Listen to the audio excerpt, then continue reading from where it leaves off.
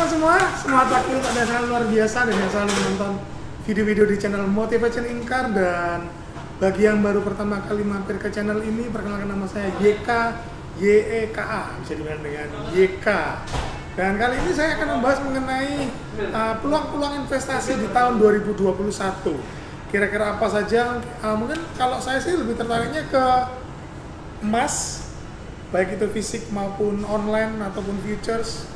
Kemudian saya juga akan membahas tentang sekitaran BTC, cryptocurrency. Kemudian apa lagi ya kira-kira ya yang bisa kita jadikan tabungan-tabungan investasi di tahun 2021 ini. Nah, kita kupas satu persatu ya. Saya akan memulai dari emas.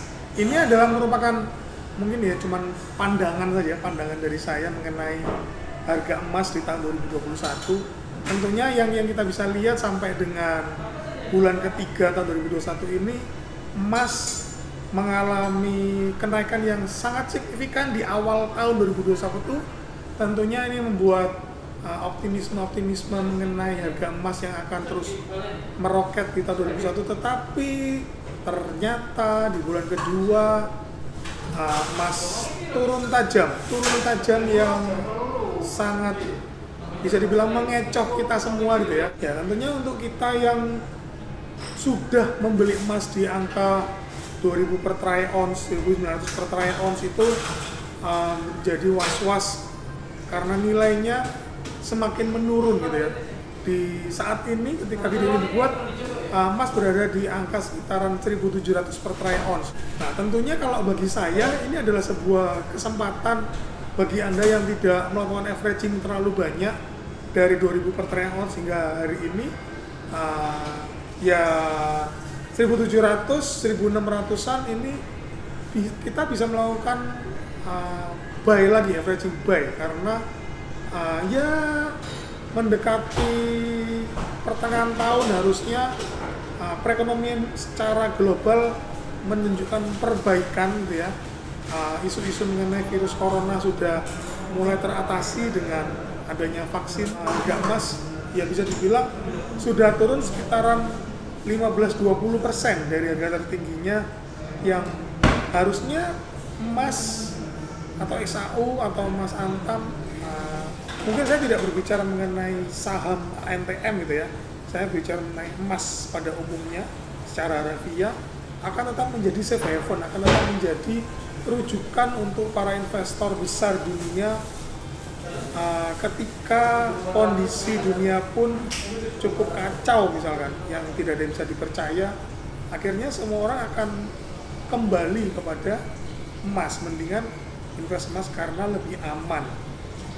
Nah, di next video saya akan membahas bagaimana kita membeli emas dimulai dari 0 rupiah. Ya, untuk emas sendiri saya sih masih yakin emas akan menutup tahun ini di atas 2000 per troy ounce atau di atas sekitar di atas 1 juta rupiah untuk emas Antam atau logam mulia murni 24 karatnya. Jadi menurut saya ini sudah lumayan bottom untuk kita bisa melakukan averaging buy. Jadi teman-teman yang masih ada cadangan uang dingin, masih ada tabungan-tabungan yang menganggur, daripada menganggur di tabungan di rekening bank, ya nggak ada salahnya untuk kita menambahkan kolom investasi di emas ini. Nah, kemudian kita akan bahas mengenai BTC sekarang. BTC atau Bitcoin ini menjadi kesukaan saya karena 2 tahun lalu saya sempat membeli di angka $3.000 per koin, dan hari ini ada di angka berapa ya, kalau rupiahnya kan sekitar 700 jutaan atau berarti sekitar $50.000 per koin. Nah, apakah ini akan menjadi titik tertinggi Bitcoin kemudian akan turun tajam? Kalau menurut saya, setelah naik puncak tertinggi kemudian turun koreksi itu adalah hal yang biasa, karena ada supply and demand, ada perilaku pasar, aksi dan reaksi. Tapi menurut saya BTC masih akan menjadi salah satu instrumen investasi yang saya minati. Kenapa? Karena memang dunia menjadi lebih modern hari ini, semua lebih digital. Bisnis apapun hari ini semua ada di digital, baik itu di sosial media maupun di Google, di YouTube, semuanya serba digital. Dan mata uang digital sudah mulai diminati oleh banyak negara. Cina sudah mengeluarkan e-renminbi dan Amerika sudah mulai berancang-ancang dengan e-dolarnya. Indonesia juga digadang-gadang kan segera mempunyai e-rupiah.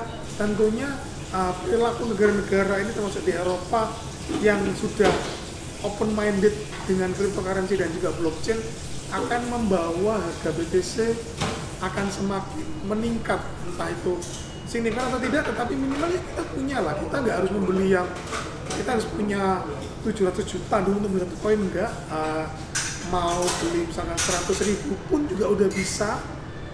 Mau beli di Indodax, di Trip, di aplikasi apapun, terserah Anda, senyaman apapun. Dan tentunya semua serba digital ini saya merasa BTC akan tetap menjadi market leader karena dia adalah yang pertama, dia adalah yang paling kuat sampai saat ini, dia adalah yang paling merata di seluruh dunia dan tentunya tidak boleh dianggap sepele untuk diremehkan menjadi sebagai salah satu instrumen investasi. Tapi saya tidak menyarankan untuk kita bermain di kripto yang kecil, yang baru terbit, baru ICO.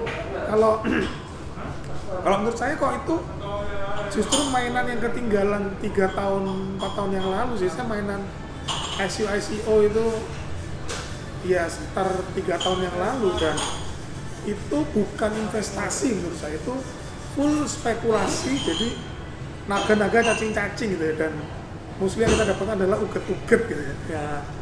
Ya, tapi BTC akan menjadi USD-nya di cryptocurrency seperti itu. Jadi nggak ada salahnya kita punya, walaupun sekecil apapun, mulai dari 100.000 atau $100 kita usahakan punya lah, walaupun kita tidak berharap yang akan menjadi miliar atau berapa, tetapi ini adalah menjadi bagian dari mitigasi risiko kita untuk manajemen keuangan kita. Nah, saya rasa harusnya ini menjadi dua komponen yang paling menarik di tahun 2021 untuk kita harus punya, sekecil apapun, sebesar apapun, tapi yuk kita mulai melek finansial, mencoba meraba apa yang kira-kira dibutuhkan nanti di masa depan, karena tentunya kita hidup hari ini adalah untuk masa depan yang jauh lebih baik, bukan hanya sekedar makan dan minum cukup di hari ini. Tentunya dengan penghasilan kita hari ini mungkin cukup untuk